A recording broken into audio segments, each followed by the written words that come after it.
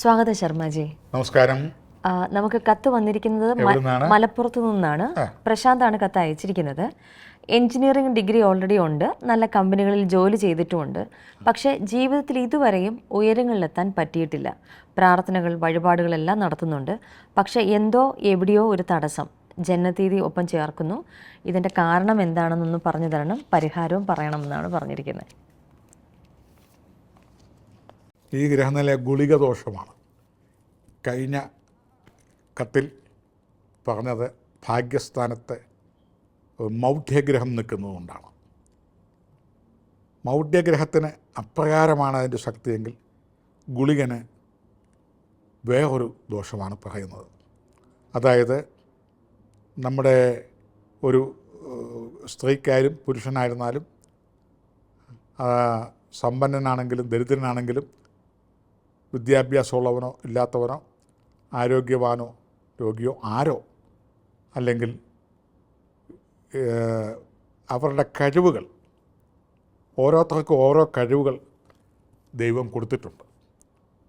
എല്ലാവർക്കും ഒരേ കഴിവല്ല, വ്യത്യസ്തങ്ങളായ ഓരോ കഴിവുകൾ ഓരോരുത്തർക്ക് കൊടുത്തിട്ടുണ്ട്. ആ കഴിവുകളെ ഉയർച്ചയിലേക്ക് കൊണ്ടുവരാൻ ചിലർക്ക് പറ്റും, ചിലർക്ക് ഈസിയായിട്ട് പറ്റും, ചിലർക്ക് എത്ര കണ്ട് ശ്രമിച്ചാലും പറ്റാതെ വരും. അർഹിക്കുന്ന കാര്യങ്ങൾ ലഭിക്കാൻ ചിലർക്ക് ബുദ്ധിമുട്ട് വരും.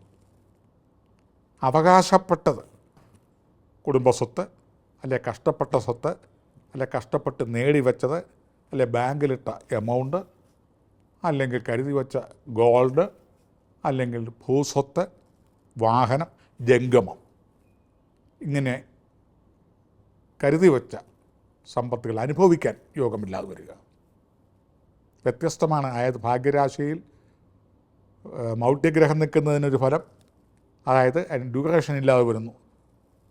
ഒരു പ്രവർത്തനത്തിന് ഫലം പെട്ടെന്ന് കിട്ടുന്നില്ല. പക്ഷേ ഇവിടെ വന്നിരിക്കുന്നത് ഫലമേ കിട്ടുന്നില്ല. അതായത് ഭാഗ്യരാശി ആകുന്ന 9-ാം ഭാവത്തിൽ ശനിയുടെ പുത്രനായ, നേർപുത്രനല്ല, അധമ മാർഗത്തിലൂടെ വന്ന, അവഹിത ബന്ധത്തിലൂടെ വന്നു എന്ന് വിശ്വസിച്ചു വരുന്ന ആണ് ഗുളികൻ. ഗുളികയുടെ വലിപ്പത്തിലുള്ള ആയതുകൊണ്ടാണ് ഗുളികൻ എന്ന പേര് വന്നത്. ആളിനെ അങ്ങനെ കാണാനൊക്കെ ബുദ്ധിമുട്ടാണ്, തീരെ വലിപ്പക്കുറവാണ്. പക്ഷേ അസാധ്യമായ വിഷദ്രാവകമാണ്, അതിൻ്റെ കട്ടിയാണ്. അത് ചില പ്രത്യേക സന്ദർഭങ്ങളിൽ ഭൂമിക്ക് നേരെ ഉയരുന്നതാണ്. അതാണ് ഗുളികോദയം, രാഹുകാലം, ഗുളികകാലം, യമകണ്ഠകൻ എന്നൊക്കെ കലണ്ടറിലും പഞ്ചാംഗത്തിലുമൊക്കെ എഴുതിയിട്ടിരിക്കുന്നത്. ആ ഗുളിക സമയത്ത് ചെയ്യാവുന്നതുണ്ട്. കള്ളത്തരവും വഞ്ചനയും ചതിയും വെട്ടിപ്പും തട്ടിപ്പും കുശൃതിയും കുരുത്തക്കേടും ഒക്കെ ചെയ്യാം, അത് വിജയിക്കും. ബാക്കി കാര്യങ്ങളൊക്കെ ചെയ്താൽ വിജയിക്കത്തില്ല. രാഹുകാലത്തെങ്കിൽ എല്ലാത്തിലും വിഷം കയറും. യമകണ്ഠകനകത്ത് ആപത്തു വന്ന് ചേരും. അതുകൊണ്ടാണ് ഈ രാഹു എന്ന് പറയുന്ന നജൽ, ഗുളികൻ എന്ന് പറയുന്ന വിഷം, അർത്ഥപ്രകരൻ എന്ന് പറയുന്ന കാലൻ, ഇവരൊന്നും ഇല്ലാത്ത സമയത്ത് വേണം ശുഭകർമ്മങ്ങൾ ചെയ്യാൻ. കുസൃതികളൊക്കെ ചെയ്യുന്നതിന് ഗുളികകാലം എടുക്കാം. കച്ചവടം, പച്ച കപടം എന്നാണ് കച്ചവടത്തിന് പറയുന്നത്. അതായത് കാപട്യമുള്ള ബിസിനസ്സിനെ കച്ചവടം എന്ന് പഴയ ആളുകൾ വ്യാഖ്യാനിച്ചു പോരുന്നു. ഇപ്പം അങ്ങനെ പറഞ്ഞാൽ ആരും അതിന് ചെവി കൊടുക്കുകയില്ല. എന്നാലും കച്ചവടം എന്ന് പറയുമ്പോഴത്തേനും അതിന് ഗുളികകാലം കൊള്ളാമെന്നാണ് പറയുന്നത്. ഗുളികകാലത്തെ കച്ചവടം ചെയ്താൽ നന്നായിരിക്കും. പെട്ടെന്ന് ആളുകളെ പറഞ്ഞ് വിശ്വസിപ്പിക്കുകയും അത് ക്രയവിക്രയങ്ങളൊക്കെ ചെയ്യാനും ഒക്കെ പറ്റിയതാണ്. ഏതായാലും ഈ ഗുളികൻ ശുഭകാര്യങ്ങൾക്കത്ര ഗുണകരമല്ല.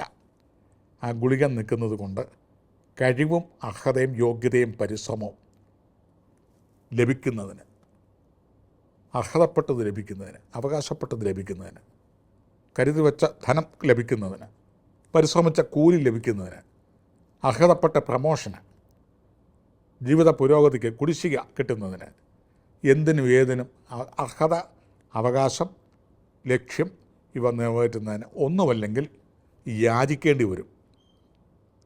യാചന അല്ലെങ്കിൽ സമരമുഖ ചെയ്യേണ്ടി വരും. സമരമുഖ ചെയ്തില്ലെങ്കിൽ നീതിപീഠത്തെ സമീപിക്കേണ്ടതായിട്ട് വരും. ഇല്ലെങ്കിൽ ഖരാവോ പോലെയുള്ളത് ചെയ്ത് തന്നിട്ടേ നിങ്ങളെ അങ്ങോട്ട് വിടത്തുള്ളൂ എന്നുള്ളതാവും. അങ്ങനെ ഖരാവോ ഒക്കെ ചെയ്ത് മലമൂത്ര വിസർജനാദികൾക്ക് പോലും വിടാതെ നിന്ന് കഴിയുമ്പോഴത്തേനും മനസ്സില്ലാ മനസ്സോടെയാണെങ്കിലും തന്നേക്കാം. അങ്ങനെ പറഞ്ഞാൽ ഒക്കെ ഒപ്പിടണം. ഒപ്പിട്ടു പോരാ, വിറ്റ്നസ് വേണം.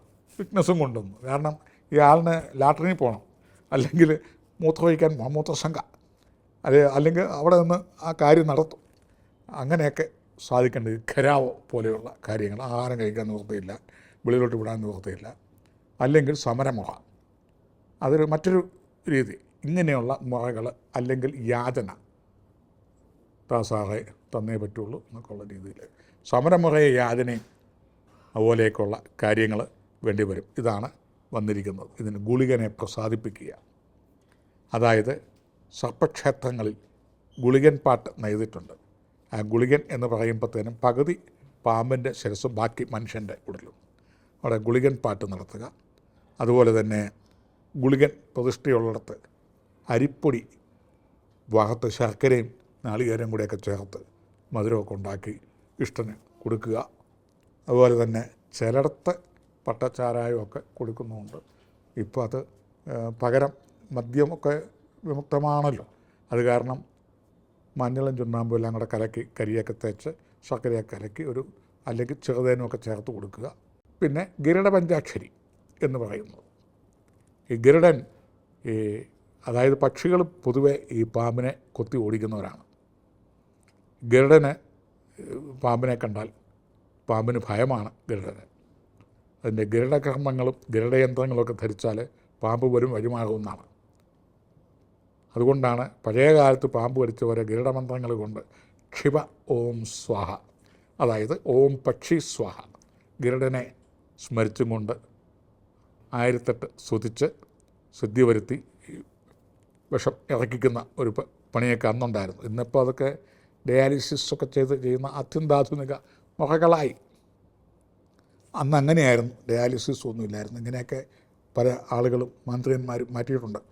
അതുപോലെ കൂടിയ അസുഖങ്ങൾ, അതുപോലെ തന്നെ ഘോരസർപ്പങ്ങളെ വഴിമാറ്റിക്കാനുള്ള സ്തംഭനകർമ്മങ്ങൾ, ഇതെല്ലാം ഗരുഡമന്ത്രങ്ങൾ കൊണ്ട് സാധിച്ചിരുന്ന ഒരു കാലഘട്ടവും അന്ന് അത്തരം ഒരു യുഗമായിരുന്നു. ഇന്ന് യാന്ത്രിക യുഗങ്ങളായി. എങ്കിലും ഈ ഗുളികൻ്റെ ദോഷങ്ങൾ മനുഷ്യനിൽ കണ്ടുവരുന്നുണ്ട്. അതിന് ഈ വർണ്ണേദ്യവും കാര്യങ്ങളൊക്കെ ചെയ്യുക, ഇങ്ങനെയൊക്കെ ചെയ്ത് ഗുളികനെ സന്തോഷിപ്പിക്കുക, ജോലി കാര്യങ്ങൾ, ഇതിനൊക്കെ സമാധാനമുണ്ടാവും. അങ്ങനെ സമാധാനം ഉണ്ടായി കഴിയുമ്പോൾ വീണ്ടും ഞങ്ങൾക്ക് കത്തെഴുതുക.